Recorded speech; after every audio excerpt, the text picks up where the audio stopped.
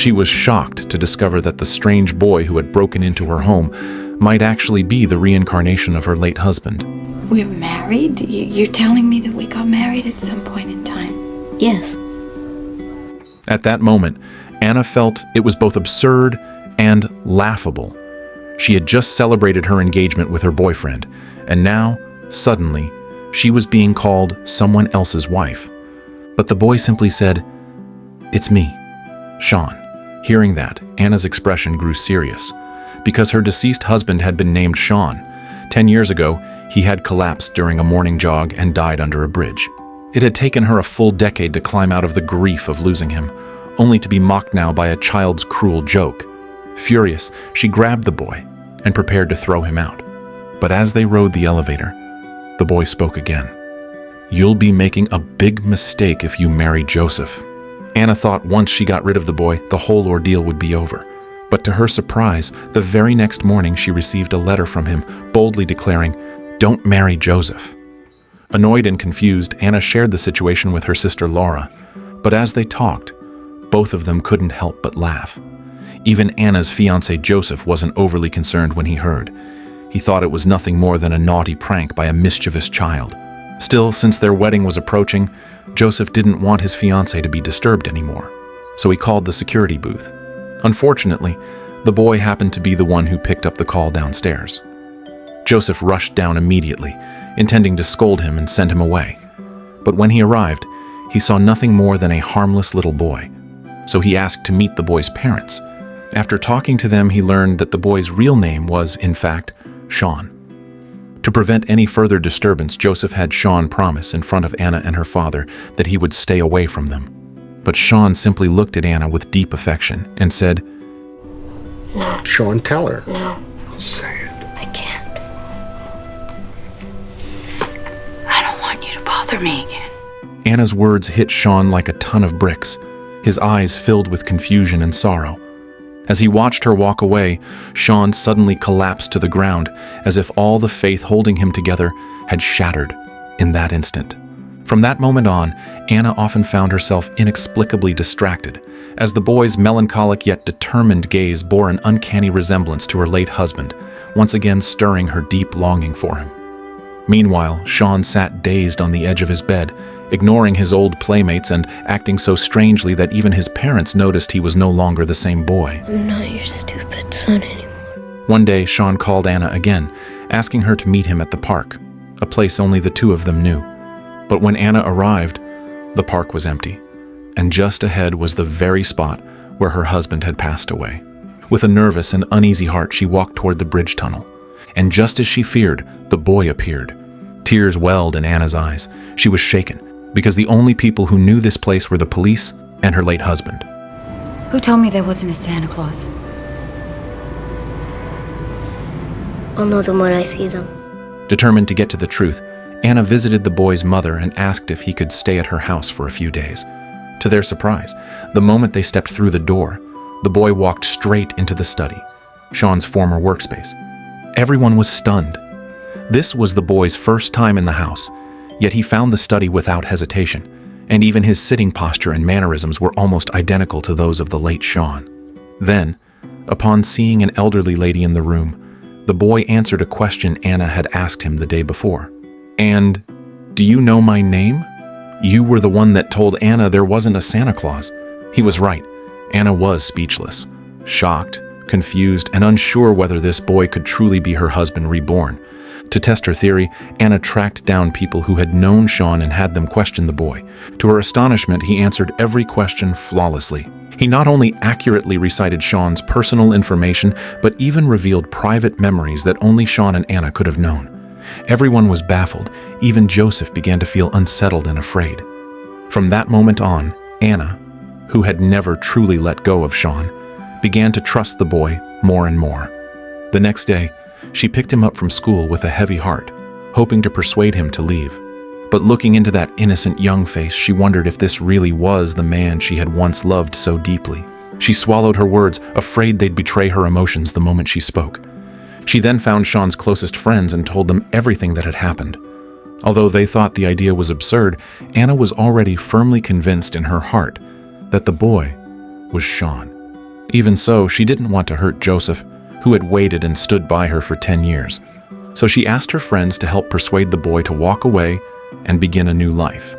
Meanwhile, Joseph remained unaware of her plan. All he saw was that Anna and the boy were spending more and more time together, and it filled him with anxiety and dread. That night, at a concert, the boy kept kicking the back of Joseph's chair. Having kept it all in for too long, Joseph finally snapped. Joseph dragged the boy into a room and gave him a brutal beating, only stopping when others rushed in and pulled them apart. But that reckless outburst was seen clearly by Anna, and from that moment, the distance between their hearts began to grow. That night, Sean's best friend during his lifetime, Clifford, came to visit the house. The moment the boy saw Clifford, he ran straight into his arms like two long-lost friends finally reunited. Clifford examined the boy's face carefully, but after the boy left, he said, "That's not Sean." "Yes, it is." "No, it's not." Yes, it is. Anna had completely fallen into her obsession with the idea of her husband's reincarnation. She even began to dream of a future with the boy. But this idea was strongly opposed by both her sister and her mother. Laura, heavily pregnant, scolded Anna in an attempt to snap her out of it, while their mother threatened to call the police and have her arrested if she didn't send the boy away. However, Anna remained unmoved, firmly believing that the one she loved was Sean, not that little boy. Meanwhile, a woman named Clara suddenly showed up to find the boy. Strangely, her hands were covered in dirt, as if she had just been digging something. She looked at the boy silently, left her address in his hand, and invited him to visit the next day, as if there was a hidden secret between them. And sure enough, when the boy arrived the following day, Clara immediately declared he couldn't be Sean. When you opened the door for me yesterday, I knew you weren't Sean. Who are you? I thought you said you're Sean. I'm your lover. Anna's your wife. It turned out that before marrying Anna, Sean had once dated Clara. And even after his marriage, they kept in touch through letters, sharing everything, even the love letters Anna had written him. Though Sean had been gone for 10 years, Clara still harbored resentment toward Anna. So, when she learned about Anna's engagement to Joseph, she planned to use those letters in her past with Sean as a twisted wedding gift, hoping to hurt her in return. But just as she was about to go upstairs, Clara hesitated. After all, the past is like the wind. Only by letting go of obsession can one find peace. So Clara went to the park, intending to bury the letters once and for all. What she didn't know was that a boy had secretly been watching her every move. The reason her hands were covered in dirt the previous night was because she had returned to check on the buried letters, only to find them gone. When she opened the boy's backpack, sure enough, every letter had been dug up. At that moment, Clara confirmed her suspicions. The boy had read the letters, and upon seeing Sean's name, mistakenly believed he was that Sean. After being exposed, the boy panicked and fled, running wildly through the streets until he climbed a tall tree in the park and stopped there. He stayed up in that tree for a long time, seemingly lost in thought. As night fell, the police finally rescued him. I thought I was Sean, but I found out he is in love with another woman. So I can't be him, because I'm in love with Anna. No kidding. Yes, he had decided to tell Anna the truth, that he was not Sean. But what he didn't know was that Anna had already become fully convinced that her husband had returned. This time she wasn't going to let Sean go again.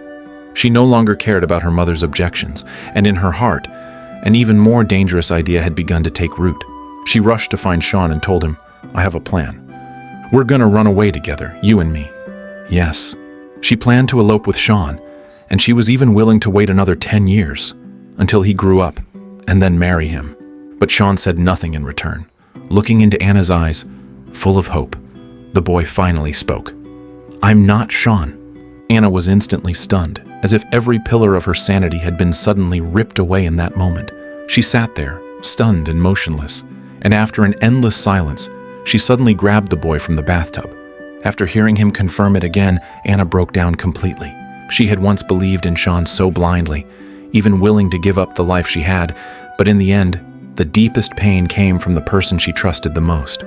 She thought the heartbreak of 10 years ago was already unbearable, but this pain was no less than what she had suffered back then. After taking some time to recover, Anna found Joseph again and offered a sincere apology for everything. Joseph hadn't given up on Anna, and soon, the two of them walked down the aisle. But on the day of their wedding, Anna received another letter from the boy. In it, he congratulated her on her marriage, apologized for the pain he had caused, and said he would meet her again in another life. After reading the letter, Anna burst into tears by the seaside as memories flooded her mind. "Well, I guess I'll see you in another lifetime." In that moment, Anna seemed to understand something. Maybe in this fog of love and obsession, true rebirth isn't about returning to the past, but about moving forward with your scars. Only when we finally lay down the burdens of the heart will we realize that the deepest form of rebirth begins with compassion for ourselves.